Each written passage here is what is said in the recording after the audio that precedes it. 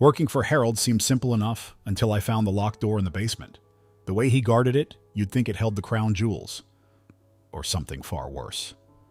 And when I finally got it open, let's just say I learned more about Harold's past than I ever wanted to know. Now I can't stop wondering.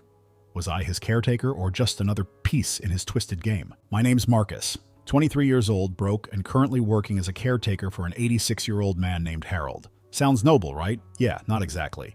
Harold's the kind of guy who thinks saying, "I'm not racist," but is a free pass to say whatever he wants. Lucky me, huh? Harold's house is straight out of one of those movies where people make bad decisions and end up haunted. It's huge, creaky, and has this weird smell, like mothballs, old wood, and a sprinkle of, I don't know, regret? Everything in there is old, including Harold, who spends most of his time rolling around in his wheelchair barking orders at me like he's running a boot camp. "Marcus, make sure my tea isn't too hot."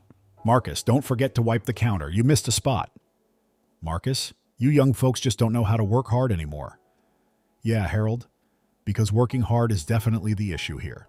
Let me just say, pushing him around this massive house while listening to his lectures about the good old days is not exactly my dream job.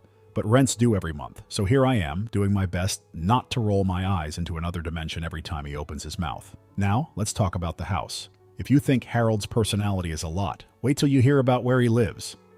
The place is way too quiet, and not in a peaceful way. It's the kind of the quiet where you feel like someone's watching you.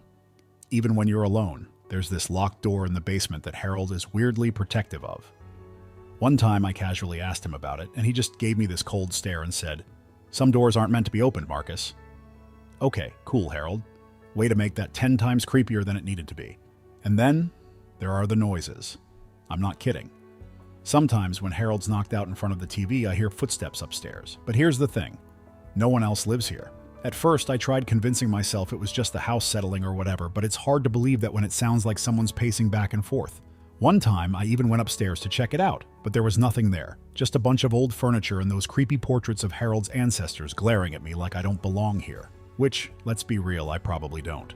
Anyway, this is my life now. A gig that pays just enough to keep the lights on and a boss who makes me question every career choice I've ever made. But hey, at least Harold's keeping things interesting. The way this house feels, though, I have a feeling I've only scratched the surface of how weird things are going to get. Stay tuned, because if I'm right, this story's just getting started. Working for Harold was already weird, but this? Next level. Let me break it down for you. One day, Harold asked me to clean the attic. Typical, right? Except this attic wasn't normal.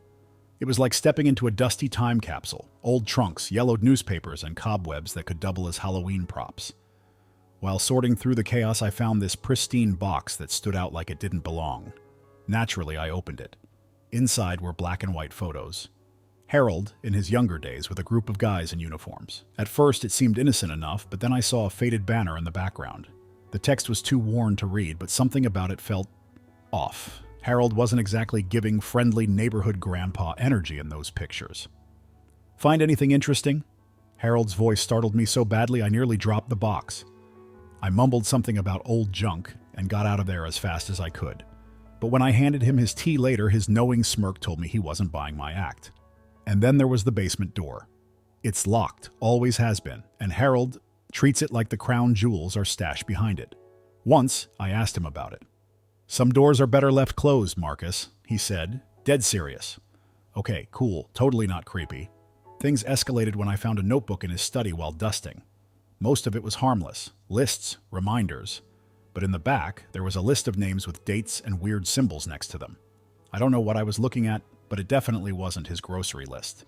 Dusting? Or snooping? Harold's voice cut through the silence. He was watching me from his wheelchair, that same smug look on his face. I slid the notebook back and shrugged it off, but his stare lingered a second too long like he knew exactly what I'd seen. By now, I realized Harold wasn't just an old guy with quirks. He was hiding something. Something big. And every little discovery only made me want to dig deeper. The attic, the notebook, the basement door. It all felt connected. And honestly, there was no way I could stop now. You know when you feel like you've walked into something you shouldn't have? Yeah, that's exactly how I felt after Harold caught me with his notebook. But instead of backing off like any reasonable person would, I decided to double down. Because apparently I've got zero sense of self-preservation. It all started a few days later. Harold had fallen asleep in front of the TV. Classic move. I figured it was the perfect time to finally check out that basement door. You know, the one he's been guarding like it's Fort Knox? I searched around for a key but came up empty, so I tried the next best thing. A random old key I'd found upstairs in the attic while cleaning. Jackpot. It fit. The door creaked open, and let me tell you, it was like walking into another world. The room wasn't what I expected. No creepy cobwebs, no stacks of old boxes. Just a single, heavy-looking trunk sitting in the corner. And of course, I went straight for it, because why not make every horror movie mistake possible? Inside the trunk, I found a stack of newspapers, real old ones too. The top headline read, "Local farmer mysteriously disappears, suspicions mount." Beneath that, a photograph. And guess who was in it? Yep, young Harold, looking like he had something to hide. My heart started racing, and not in the fun roller coaster kind of way. I flipped through more papers, and every single one hinted at shady stuff happening around Harold's hometown years ago. Suddenly, I heard the familiar squeak of Harold's wheelchair upstairs. He was awake. My brain went into full panic mode as I shoved everything back into the trunk and closed it as quietly as I could. When I got back upstairs, Harold was sitting in the hallway, staring at me. "You're quiet tonight," he said, his tone casual, but his eyes, not so much. It was like he could see right through me. "Oh, just tired," I replied, hoping my voice didn't shake. "Good. You'll need your rest," he said, wheeling himself away. And just like that, he was gone. But the weight of what I'd just found wasn't going anywhere. That's when it hit me. Harold's past wasn't just full of quirks, it was full of secrets. And now, I was tangled up in them, whether I liked it or not. After the whole basement fiasco, things started getting weird. And I mean weird. Like I couldn't shake the feeling that Harold somehow knew what I'd seen, even though he didn't say a word about it. But the vibe in the house, totally different. It was like the air got heavier, and every creak or shuffle felt like it was amplified by 1,000. One night, I was in the kitchen washing dishes when I heard it, a faint scraping sound coming from upstairs. Now, let me be clear. Harold doesn't do stairs. His wheelchair isn't exactly built for climbing, and he's always glued to the TV at this hour, so obviously it wasn't him. But who or what was it? "Hey, Harold, you up?" I called out, trying to sound casual. No response. I grabbed my phone and started recording, because, let's be real, if something jumped out at me, I at least wanted proof for my inevitable viral moment. The sound got louder as I moved closer to the staircase. My heart was racing so fast I half expected it to just quit on me. Slowly, I crept up the stairs, each step creaking louder than the last. And then, silence. Nothing. Just the faint hum of Harold's TV downstairs. I turned back around, figuring I'd probably just imagined it. But then, the moment I hit the bottom step, Harold's voice came out of nowhere. "Looking for something, Marcus?" I almost dropped my phone. He was sitting in the hallway, just staring at me, like he'd been there the whole time. Nope, just thought I heard something upstairs." "Funny," he said, wheeling closer. "I didn't hear a thing." The way he said it sent chills down my spine. It wasn't what he said, it was how he said it, like he knew something I didn't. The next day, things got even stranger. I found my phone in a different spot than where I'd left it. My backpack, which I always leave by the front door, was moved into the living room. At first, I thought maybe I was just being forgetful, but then I noticed the zipper was open and everything inside had been shuffled around. "Hey, Harold, did you touch my stuff?" I asked, trying to sound more annoyed than freaked out. He smiled. "Why would I? I've got everything I need right here." And that's when it hit me. Whatever game Harold was playing, I was already a piece on the board. The only question now was what he was planning next. It started like any other day. Harold was in his usual spot, slouched in his wheelchair, half watching one of those daytime court shows. I was in the kitchen making his tea when I heard this loud thud. It wasn't the usual house-settling kind of noise. It sounded heavy, like something or someone had hit the floor. I ran into the living room, and there he was, Harold, slumped forward, his face pale and sweaty. "Harold, you okay?" I shouted, my voice cracking more than I'd like to admit. No response. For a second, I froze. Was this it? Was this the moment I had to, actually save his life?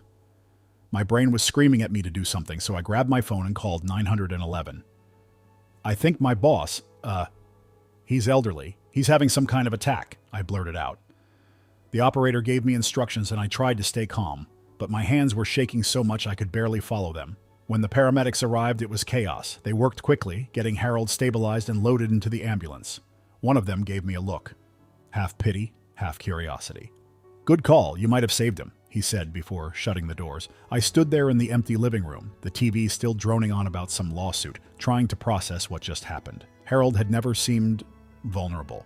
Cranky? Sure. Mysterious? Absolutely. But this? This was new, and for some reason it left me more unsettled than relieved. That night, as I sat in the too quiet house waiting for updates, I couldn't shake the feeling that this wasn't just a random health scare. Something about it felt planned, like Harold had been waiting for this moment to happen. A few days after Harold's health scare, I was out taking the trash to the curb when I bumped into his neighbor, Mrs. Reed. She was this older lady with sharp eyes that made you feel like she could see straight through you. "You're Harold's new helper, aren't you?" she asked, her tone polite but with a weird edge to it. "Yeah, that's me," I replied, trying not to sound as awkward as I felt. "Marcus." She squinted at me like she was trying to figure out if she should keep talking or just walk away. Then she leaned in, dropping her voice like we were sharing state secrets. "Be careful with him. You seem like a nice boy and well, let's just say he hasn't always had the best intentions." Okay, what does that mean?" I asked, immediately regretting it. Mrs. Reed hesitated, her lips pressing into a thin line. "You know, you're not the first one to work for him. The last couple of caretakers didn't last long. One just up and disappeared. The other left so fast she didn't even pack her things." I laughed nervously, trying to brush it off. "Guess Harold's not exactly winning Employer of the Year, huh?" She didn't laugh. "Just watch yourself," she said before turning back toward her garden. The whole interaction left me with a knot in my stomach. Was she just being a nosy neighbor? Or was there something more to Harold's quirks than I realized? Either way, I was starting to feel like I wasn't just working for Harold. I was walking into something way bigger than I signed up for. It happened during one of Harold's quiet evenings, which, let's be real, always felt like the calm before the storm. He was parked in his usual spot by the fireplace, staring into the flames, like they were telling him secrets. I was tidying up the study when I found something weird. A small photo tucked between the pages of a dusty old book. It was Harold, much younger, standing with a group of men in front of what looked like an old barn. No smiles, just stern faces. There was something eerie about it. "Marcus, find anything interesting?" Harold's voice made me jump, and I spun around to see him sitting in the doorway, his wheelchair positioned like he'd been there for a while. "Just putting things back," I said, my voice not nearly as steady as I wanted it to be. He didn't buy it. "You know, curiosity can be dangerous," he said, wheeling closer. His tone wasn't angry. It was calm, too calm, like he was testing me. I forced a smile. "Just doing my job, Harold." He leaned forward slightly, his eyes locking on mine. "Your job doesn't include snooping." It felt like the air had been sucked out of the room. I nodded quickly, mumbling something about needing to check on dinner, and practically sprinted out of there. As I walked back to the kitchen, my mind was racing. Harold wasn't just a cranky old man, he was watching me, waiting for me to slip up. And now I wasn't sure if I'd already gone too far. A week after the whole "curiosity can be dangerous" incident, Harold passed away. Peacefully, they said. Honestly, it felt surreal. One day he was watching the flames, with that mysterious glint in his eye, and the next, gone. I thought that was the end of it. Job done. Move on. But then, I got a call from his lawyer. Turns out Harold had left me something. Me. The guy he constantly side-eyed like I was plotting to steal his silverware. When I arrived at the office, the lawyer handed me a sealed envelope. Inside was a letter, written in Harold's neat, old-fashioned handwriting. "Marcus, you were the only one who stuck around. Not out of obligation, but because you saw me for what I was, flaws and all, and stayed anyway. Everything I own is now yours. Use it well. Don't let my past define your future." I sat there in stunned silence. Everything? The house, the land, the money. He'd left it all to me. The man who once wouldn't let me touch his tea kettle without supervision had just handed me his entire legacy. Walking out of that office, I felt a strange mix of emotions. Shock, gratitude, and, dare I say, respect. Harold had been a man of secrets, no doubt about that. But in the end, he'd left me with more than just a fortune. He'd left me with a story, one I'd probably be telling for the rest of my life.